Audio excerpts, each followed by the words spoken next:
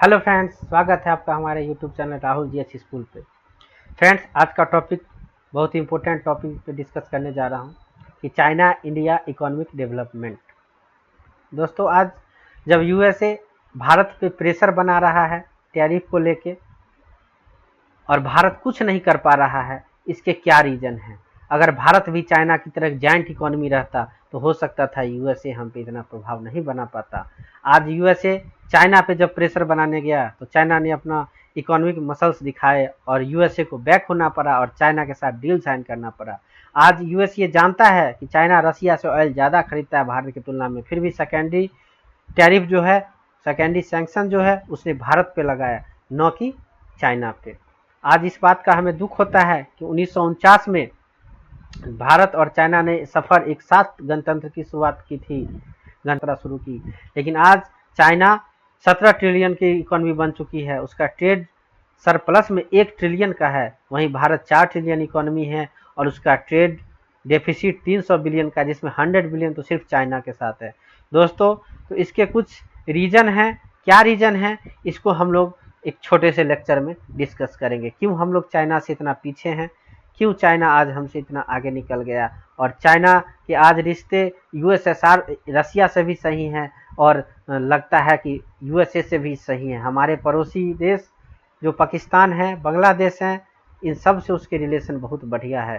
तो क्या रीज़न है, क्या इकोनॉमिक रीज़न है? अगर इकोनॉमिक रीज़न है तो क्या रीज़न था कि आज चाइना इतना आगे निकल गया है? दोस्तों, चाइना को आगे निकलने में जो मेन कारक है और भारत के पीछे रहने में जो मेन कारक है, उनमें से सबसे प्रथम है पार्टीशन। जैसा जानते हैं कि पार्टीशन के बाद भारत को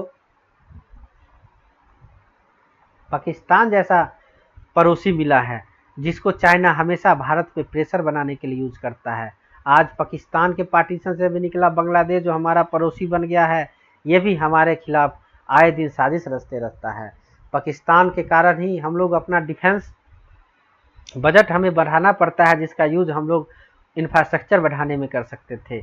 इसका एक एग्जांपल हम लोग ले सकते हैं कि पहलगाम अटैक से पहले का समय याद कीजिए। भारत यूएसए के रिलेशन कितने अच्छे थे। भारत हो सकता है पहला देश होता जो यूएसए के साथ डील साइन करता, लेकिन एक हमले के बाद भारतीय पूरी व्यवस्था ऑपरेशन सिंदूर में लग गई, पाकिस्तान को जवाब देने में लग गई। और जब ऑपरेशन सिंदूर सफल हुआ तो क्रेडिट वॉर के कारण ट्रंप, हो सकता है एक रीज़न ये भी हो कि क्रेडिट न मिलने के कारण ट्रंप भारत से नाराज़ हो गए और एक तरीके से उनके रिश्ते पाकिस्तान से सुधर गए। पाकिस्तान ने इसमें अपना अवसर देखा और भारत और यूएसए के रिलेशन लगभग 25 सालों के बाद सबसे निचले स्तर पर पहुंच चुका। उसमें एक रीज़न ये पहलगाम अटैक भी हो सकते हैं। और पता है पहलगाम अटैक के रीज़न पीछे मुनीर था, और मुनीर को उकसावा देने वाला कौन था? एक रीज़न मेरे पॉइंट ऑफ व्यू से ये भी हो सकता है।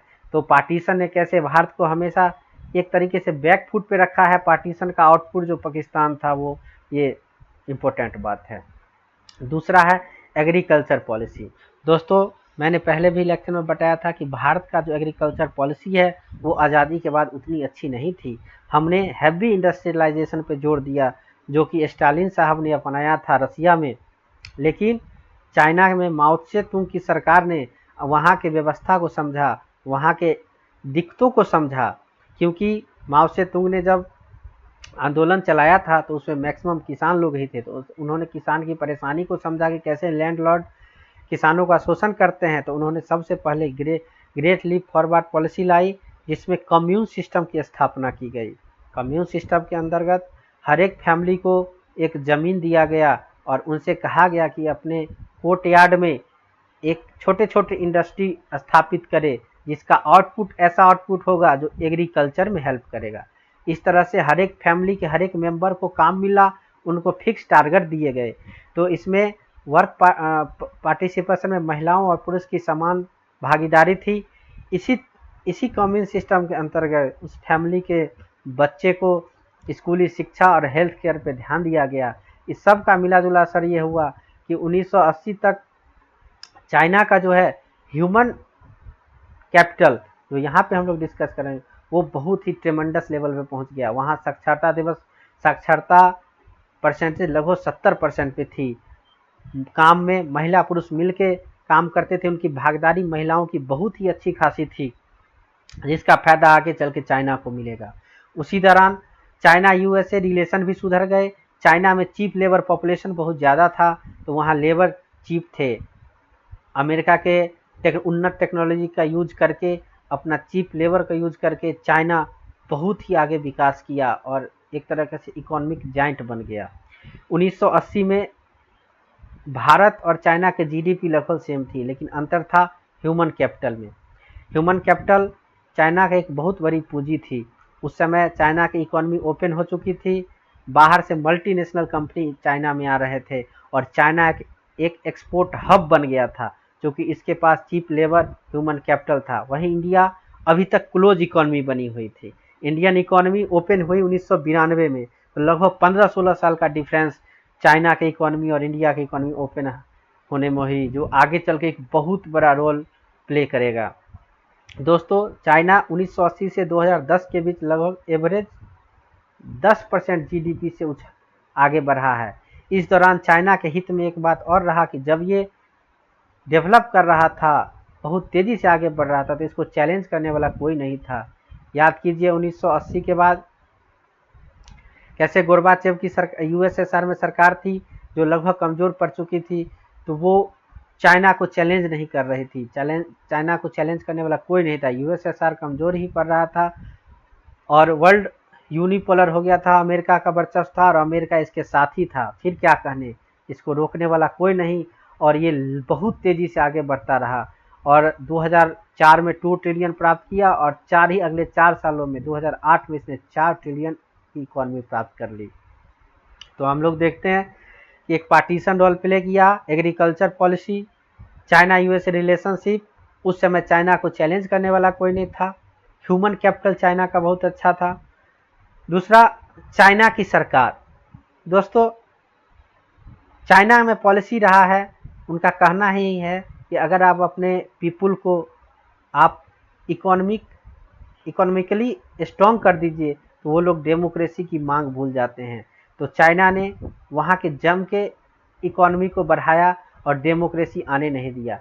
डेमोक्रेसी इट मीन्स आप कुछ करने जा रहे हैं तो आपको बहुत सारे चीज़ों को, विद्रोह को देखना पड़ेगा। वहाँ कोई भी नई पॉलिसी लाने में सरकार को कोई दिक्कत नहीं होती थी, भले वो आम जनता के लिए कितना भी कष्टकारक हो, निगेटिव हो, लेकिन वहाँ नई पॉलिसी लाना बहुत आसान था। यही कारण था कि इकोनॉमिस्ट मतलब इन्वेस्टमेंट कैसे आए, इसको लेके पॉलिसी बनाना चाइना के लिए बहुत आसान था और इसी का यूज करके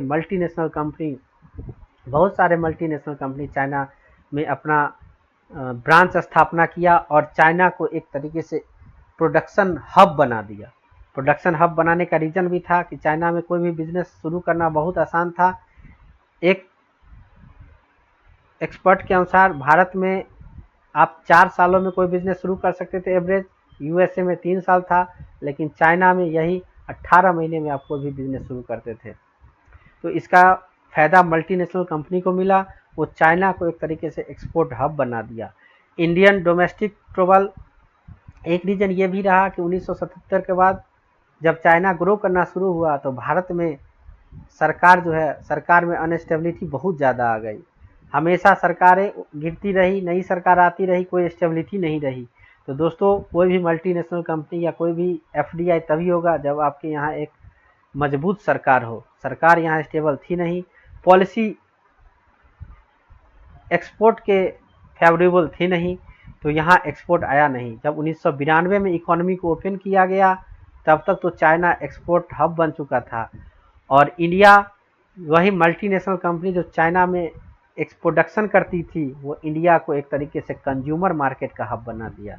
और इस तरह से देखते ही देखते इंडिया की इकोनॉमी डेवलप तो की, लेकिन ये एक कंज्यूमर बेस्ड इकोनॉमी बन गई और चाइना एक एक्सपोर्ट बेस्ड इकोनॉमी बन गई। हालांकि कंज्यूमर बेस्ड इकोनॉमी का भी एक फ़ायदा है कि अगर ग्लोबल सप्लाई चेन में कोई अगर इशू आ जाए तो इसको उतना प्रभाव नहीं पड़ता। कंज्यूमर बेस्ड इकोनॉमी का एक फ़ायदा है कि बाहरी मार्केट में जो है कोई भी हलचल इससे इंसुलेटेड रहता है।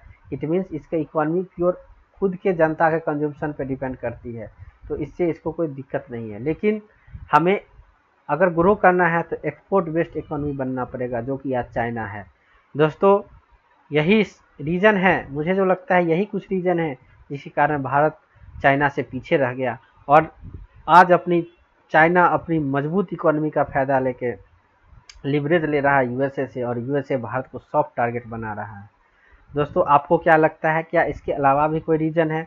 अगर कोई रीज़न है तो कमेंट करके ज़रूर बताएं। उम्मीद करता हूं कि आपको एक छोटा सा लेक्चर अच्छा लगा होगा। दोस्तों चैनल को सब्सक्राइब कीजिए, लाइक कीजिए और बेल आइकन बटन